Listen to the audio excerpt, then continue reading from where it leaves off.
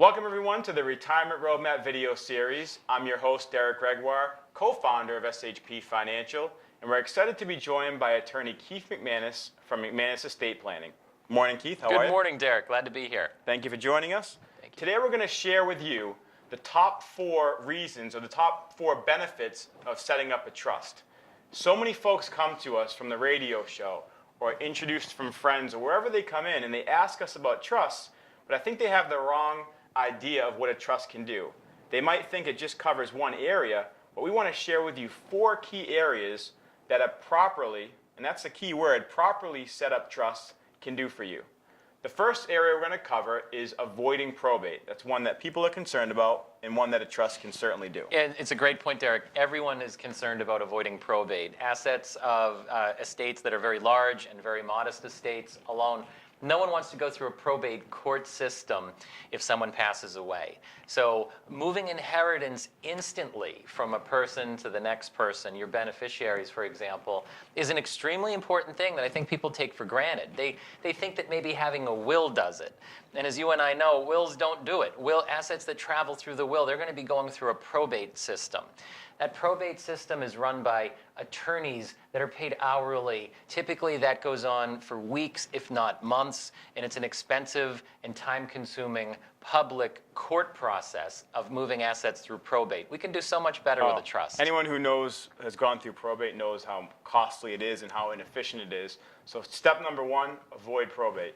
Step number 2, estate taxes. Massachusetts, especially just from an estate tax, has a low level threshold of $1 million.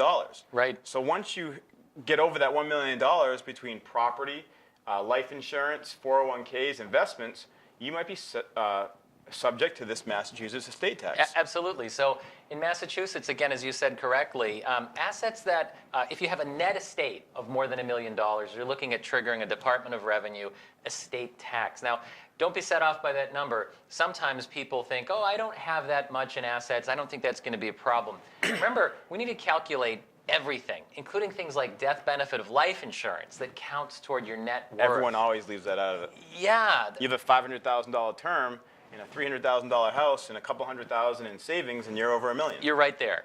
And it's a trigger point. So once you're over $1 million, they're going to count all of it, and they're going to tax. It's a progressive tax, and it maxes out at 16% of the whole thing for certain estates. Now, it could be a little disheartening hearing that. Like, I don't want to lose 16% of everything in the inheritance.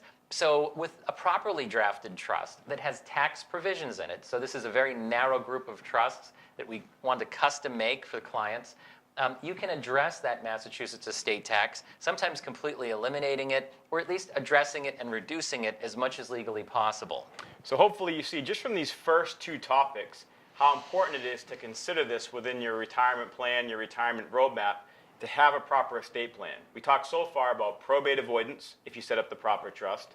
We talked about estate taxes, reducing or minimizing or eliminating estate tax. The third area we're going to talk about is, everyone's concerned about this, how to reduce capital gains tax. We all want to save on taxes. Can a properly drafted trust help with that? Absolutely. So you're correct. We want to avoid probate. We want to address not only the Massachusetts estate tax, but also the federal estate tax, which triggers at 40%. But also the capital gains tax. So real thumbnail sketch of capital gains. Essentially, when you acquire an asset and it grows in value over time, the difference between the acquisition cost and the sale price, that profit, if you will, is going to be a capital gain in many instances. Now, the CPAs listening to this are going to throw their hands up and say there's so many other ways to address the capital gains tax. But for purposes of a very brief video, we're talking about growth in the estate. We can address a capital gains tax. That's a 23.8% tax on things such as an investment property that you might have acquired that's grown in value over the years, or an investment portfolio that's done very well, and you've grown that asset and that investment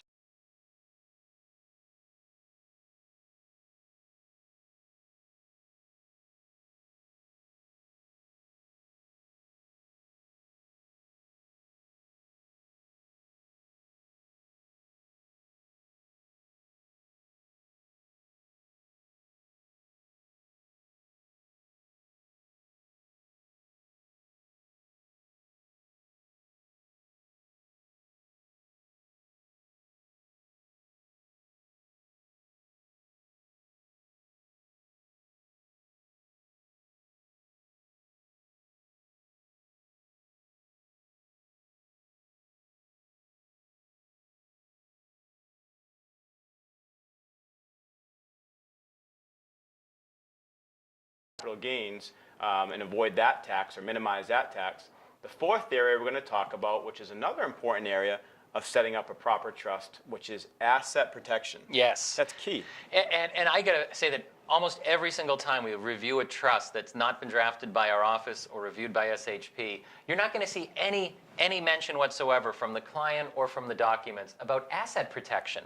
So can you imagine a situation where you work your entire life to accumulate some wealth, and you want that wealth to pass by way of an inheritance to your loved ones, and maybe it successfully avoids probate and even avoids the estate tax and the capital gains tax? You get an adjusted cost basis, but then it goes right into the name and social security number of the children or beneficiaries. There goes the, yeah. What if they're in the middle of a divorce, a lawsuit, if they're declaring bankruptcy, if they've been accused of something?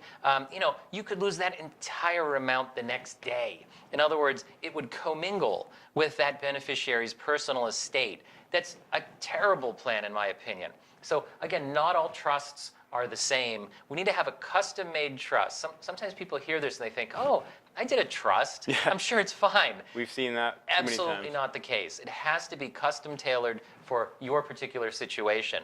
But asset protection, Derek, is an extremely important piece so that you're moving assets to your loved ones in a protected entity. And that's not something that happens by accident. It has to be custom built for that. So this is why we feel like it's so important to have a properly set up trust, or at least have your trust reviewed to make sure it's properly set up.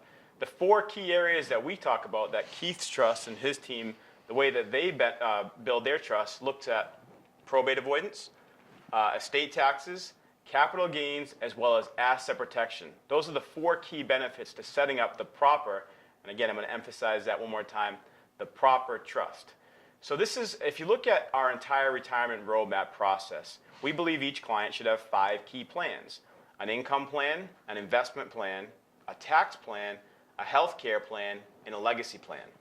Setting up a proper estate plan kind of covers a little bit of taxes, health care, and legacy, if you think about it. More the legacy portion, but it helps out in other areas. So what to do now? What do you do at this point? If you've seen this video and you want to get some additional information, maybe you have a trust, maybe you're not sure what it covers, or maybe you don't have any estate plan at all. What you can do is Keith and his team are opening up his office and our offices for a complimentary review at no charge. Go to our website at shpfinancial.com, request a complimentary review, and we look forward to meeting you at that point. So any questions, feel free to reach out, and thank you so much for joining us. Have a good day.